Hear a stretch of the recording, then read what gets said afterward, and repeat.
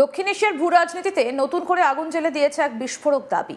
আফগানিস্তানের প্রতিরক্ষা মন্ত্রক জানিয়েছে পাকিস্তানের একাধিক সামরিক ঘাঁটিতে তারা নির্ভুল এবং সমন্বিত আকাশ হামলা চালিয়েছে। দাবি করা হচ্ছে এই হামলার লক্ষ্যবস্তুগুলোর মধ্যে ছিল পাকিস্তানের গুরুত্বপূর্ণ সামরিক স্থাপনা রাওয়ালপিন্ডির নূর খান এয়ারবেস, বালুচিস্তানের কোয়েটায় অবস্থিত 12তম ডিভিশনের সদর দফতর এবং খাইবার পাখতুনখোয়ার মোহাম্মদ এজেন্সির খোয়াজাই ক্যাম্প। যদিও পাকিস্তান এখনো এই দাবির কোনো সরকারি প্রতিক্রিয়া দেয়নি, তবু উপগ্রহ চিত্র এবং একাধিক ভিজুয়াল ফুটেজ ঘিরে আন্তর্জাতিক কূটনৈতিক মহলে শুরু হয়েছে জোর চর্চা। পরিস্থিতি এমন পর্যায়ে পৌঁছেছে যে দুই প্রতিবেশী রাষ্ট্রের মধ্যে সরাসরি সামরিক সংঘাতের আশঙ্কাও উড়িয়ে দেওয়া যাচ্ছে না। আফগান প্রতিরক্ষা মন্ত্রক সোমবার এক বিবৃতিতে জানায়, পাকিস্তানের বিভিন্ন কৌশলগত কমান্ড সেন্টার এবং সামরিক পরিকাঠামো লক্ষ্য করে এই হামলা চালানো হয়েছে। বিবৃতিতে বলা হয়েছে, প্রাথমিক মূল্যায়নে দেখা যাচ্ছে নির্দিষ্ট লক্ষ্যবস্তুতে উল্লেখযোগ্য ক্ষতি হয়েছে, তবে এই দাবি স্বাধীনভাবে যাচাই করা সম্ভব হয়নি। আন্তর্জাতিক পর্যবেক্ষকরা বলছেন, এই ধরনের ঘোষণা অনেক সময় কৌশলগত বার্তা দেওয়ার অংশ হতে পারে। তবু যেহেতু হামলার কথা বলা হয়েছে পাকিস্তানের অন্যতম গুরুত্বপূর্ণ বিমান ঘাঁটি নিয়ে, তাই বিষয়টা নিয়ে বিশ্বজুড়ে উদ্বেগ বাড়ছে। রাওয়ালপিন্ডির এই বিমান ঘাঁটিকে ঘিরে বহুদিন ধরেই নানা জল্পনা রয়েছে। নিরাপত্তা বিশেষজ্ঞদের একাংশের মতে পাকিস্তানের কৌশলগত প্রতিরক্ষা ব্যবস্থার সঙ্গে যুক্ত একাধিক সংবেদনশীল উপাদান এই ঘাঁটির আশেপাশে রয়েছে বলে বহু রিপোর্টে উল্লেখ করা হয়েছে।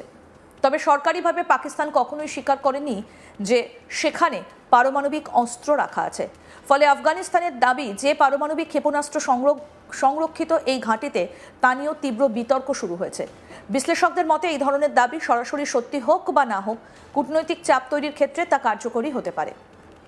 আফগানিস্তানের এই হামলার দাবি এমন এক সময় সামনে এসেছে যখন সীমান্ত উত্তেজনা গত কয়েক মাসে দ্রুত বেড়েছে। সীমান্তে গুলি বিনিময়, ড্রোন নজরদারি, বিমান হানা সব মিলিয়ে পরিস্থিতি ধীরে ধীরে যুদ্ধোন্মুখ হয়ে উঠছিল। আফগানিস্তানের বক্তব্য, পাকিস্তান সম্প্রতি কাবুল এবং বাগরামে বিমান হামলা চালিয়েছিল। তারই জবাবে এই আক্রমণ। কাবুল শহরের একাধিক এলাকায় বিস্ফোরণ এবং গুলির শব্দ শোনা গিয়েছিল বলে স্থানীয় সূত্রে দাবি। সেই ঘটনার পর থেকেই দুই দেশের মধ্যে সম্পর্ক তলানিতে ঠেকেছে। আফগানিস্তানের প্রতিরক্ষা মন্ত্রক তাদের বিবৃতিতে আরও জানিয়েছে, পাকিস্তান যদি আবার আফগান আকাশসীমা লঙ্ঘন করে বা আগ্রাসী পদক্ষেপ নেয়, তবে দ্রুত, দৃঢ় এবং অনুপাত মাফিক জবাব দেওয়া হবে। এই ভাষা কূটনৈতিক হলেও বার্তাটা ছিল স্পষ্ট, কাবুল আর কোনো চাপ মেনে নিতে প্রস্তুত নয়। আন্তর্জাতিক সম্পর্ক বিশেষজ্ঞদের মতে এটা আসলে শক্তি প্রদর্শনের ভাষা, যা সীমান্ত রাজনীতিতে প্রায়ই দেখা যায়। এদিকে ইসলামাবাদ থেকে এখনো পর্যন্ত কোনো সরকারি বিবৃতি না এলেও পাকিস্তানের সামরিক সূত্রগুলো নীরব কূটনীতি অবলম্বন করছে বলে মনে করা হচ্ছে। পাকিস্তান বরাবরই আফগান তালিবান সরকারের বিরুদ্ধে সীমান্ত সন্ত্রাসের অভিযোগ তোলে। তাদের দাবি, আফগান মাটিতে থাকা জঙ্গি গোষ্ঠীগুলো পাকিস্তানের ভেতরে হামলা চালাচ্ছে। অন্যদিকে আফগানিস্তান বলে, পাকিস্তান তাদের অভ্যন্তরীণ বিষয়ে হস্তক্ষেপ করছে এবং সীমান্তে অযথা সামরিক চাপ সৃষ্টি করছে। এই অভিযোগ পাল্টা অভিযোগের জেরে সম্পর্কের অবনতি নতুন নয়, কিন্তু এবারের পরিস্থিতি আগের তুলনায় অনেক বেশি বিস্ফোরক। গত সপ্তাহে ইসলামাবাদ কার্যত খোলা যুদ্ধের হুঁশিয়ারি দিয়েছিল বলে আন্তর্জাতিক সংবাদ মাধ্যমে দাবি ওঠে। সীমান্ত সংঘর্ষে কয়েকজন সৈন্য হতাহতের পর পাকিস্তান কাবুল এবং কান্দাহারে বিমান হামলা চালায় বলে অভিযোগ। এরপরই আফগান বাহিনী পাল্টা সীমান্তে আক্রমণ করে, ফলে উত্তেজনার পারদ দ্রুত চড়ে যায়।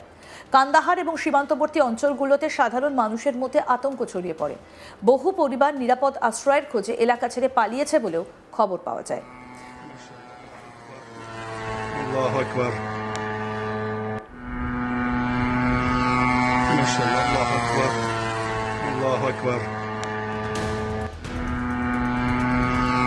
মাশাআল্লাহ, আল্লাহু আকবার, আল্লাহু আকবার। এই পুরো সংঘাতের মধ্যে সামনে এসেছে একাধিক উপগ্রহ চিত্র। আন্তর্জাতিক পর্যবেক্ষক সংস্থাগুলির মতে কিছু সামরিক স্থাপনায় ধোঁয়ার চিহ্ন এবং ক্ষয়ক্ষতির সম্ভাব্য ইঙ্গিত দেখা যাচ্ছে। যদিও এগুলো ঠিক কবে তোলা এবং সত্যি হামলার ফল কিনা তা নিয়ে নিশ্চিত হওয়া যায়নি, কিন্তু এই ছবিগুলো আন্তর্জাতিক রাজনীতির টেবিলে নতুন করে উত্তাপ বাড়িয়েছে। বালুচিস্তানের কোয়েটার পাকিস্তানের 12তম ডিভিশনের সদর দফতরেও হামলার তালিকায় রয়েছে বলে আফগানিস্তানের দাবি। কোয়েটা বহুদিন ধরেই পাকিস্তানের সামরিক এবং গোয়েন্দা কার্যকলাপের গুরুত্বপূর্ণ কেন্দ্র, ফলে সেখানে হামলার দাবি অত্যন্ত সংবেদনশীল বিষয়। বালুচিস্তান নিজেই দীর্ঘদিন ধরে অস্থিরতার মধ্যে রয়েছে। বিচ্ছিন্নতাবাদী আন্দোলন, সন্ত্রাস, সামরিক অভিযান সব মিলিয়ে এই প্রদেশ পাকিস্তানের জন্য সবসময় নিরাপত্তার চ্যালেঞ্জ। সেই জায়গায় যদি সত্যিই কোনো বড় হামলা ঘটে থাকে, তাহলে তার প্রভাব বহুদূর পর্যন্ত যেতে পারে। খাইবার পাখতুনখোয়ার মোহাম্মদ এজেন্সির খোয়াজাই ক্যাম্প নিয়েও একই ধরনের দাবি করা হয়েছে। সীমান্তবর্তী এই অঞ্চল বরাবরই কৌশলগতভাবে গুরুত্বপূর্ণ। আফগানিস্তান পাকিস্তান সীমান্তের দুর্গম পাহাড়ি এলাকায় বহু জঙ্গি গোষ্ঠী সক্রিয় বলে অভিযোগ। ফলে এই ক্যাম্পে হামলার দাবি আসলে সীমান্ত নিরাপত্তা নিয়ে বড় প্রশ্ন তুলে দিয়েছে। এই পরিস্থিতির মধ্যে আন্তর্জাতিক মহলের প্রতিক্রিয়াও তাৎপর্যপূর্ণ। সংযমের আহ্বান জানিয়েছে একাধিক দেশ। কূটনৈতিক মহলের আশঙ্কা, এই সংঘাত যদি নিয়ন্ত্রণের বাইরে চলে যায় তাহলে গোটা দক্ষিণ এশিয়ায় অস্থিরতা তৈরি হতে পারে। কারণ পাকিস্তান একটা পারমাণবিক শক্তিধর রাষ্ট্র, ফলে তার সামরিক স্থাপনা নিয়ে যে কোনো হামলার দাবি বিশ্ব রাজনীতির কাছে অত্যন্ত স্পর্শকাতর। এই প্রসঙ্গে মার্কিন রাজনীতিতেও প্রতিক্রিয়া এসেছে। আমেরিকান প্রেসিডেন্ট ডোনাল্ড ট্রাম্প সাংবাদিকদের বলছেন, পাকিস্তানের সঙ্গে তার সম্পর্ক খুব ভালো এবং পাকিস্তান দারুণভাবে এগোচ্ছে। তিনি এই সংঘাতে হস্তক্ষেপ করবেন কিনা সেই প্রশ্নে সরাসরি কিছু বলেননি। তবে তার মন্তব্য থেকে বোঝা যায় ওয়াশিংটন পরিস্থিতির দিকে নজর রাখছে।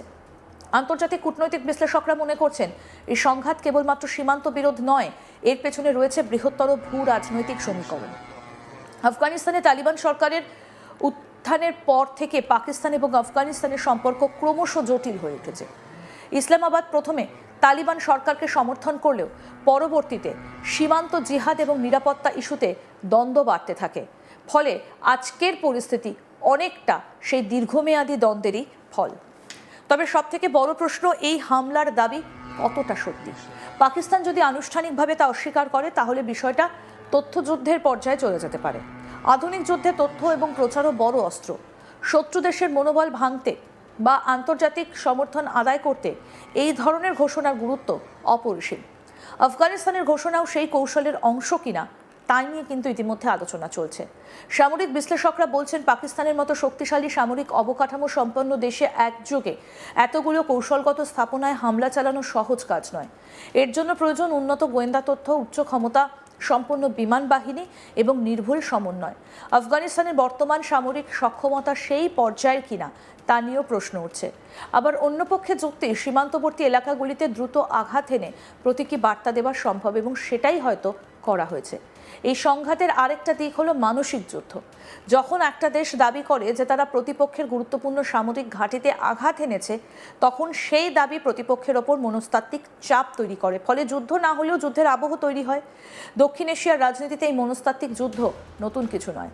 এখন নজর রয়েছে পাকিস্তানের প্রতিক্রিয়ার দিকে। ইসলামাবাদ যদি আনুষ্ঠানিকভাবে পাল্টা বিবৃতি দেয়, তবে পরিস্থিতি কোন দিকে যাবে তা অনেকটাই নির্ভর করবে সেই প্রতিক্রিয়ার ভাষার ওপর। কঠোর ভাষা হলে উত্তেজনা আরও বাড়বে, আর সংঘাতের ভাষা হলে কূটনৈতিক আলোচনার পথ খুলতে পারে। সীমান্তের সাধারণ মানুষ এই উত্তেজনায় সবথেকে বড় ভুক্তভোগী। প্রতিটা গোলাগুলি, প্রতিটি বিমান হানা তাদের জীবনে নতুন আতঙ্ক নিয়ে আসে। স্কুল বন্ধ হয়ে যায়, বাজার ফাঁকা হয়ে যায়, ঘর বাড়ি ছেড়ে পালাতে হয়। এই বাস্তব ছবিটাই যুদ্ধের প্রকৃত মুখ। তাই আন্তর্জাতিক মহল বারবার সংযমের আহ্বান জানাচ্ছে। সব মিলিয়ে আফগানিস্তানের এই হামলার দাবি শুধু একটা সামরিক খবর নয়, এটা দক্ষিণ এশিয়ার নিরাপত্তা রাজনীতির বড় বার্তা। সত্যি মিথ্যে যাই হোক, এই ঘোষণায় প্রমাণ করছে যে দুই দেশের সম্পর্ক এখন চরম উত্তেজনার পর্যায়ে পৌঁছেছে। আরও আপডেট পেতে দেখতে থাকুন আজ তাক বাংলা। সাবস্ক্রাইব করুন, নোটিফিকেশন পেতে বেল বাটন অপশন প্রেস করুন।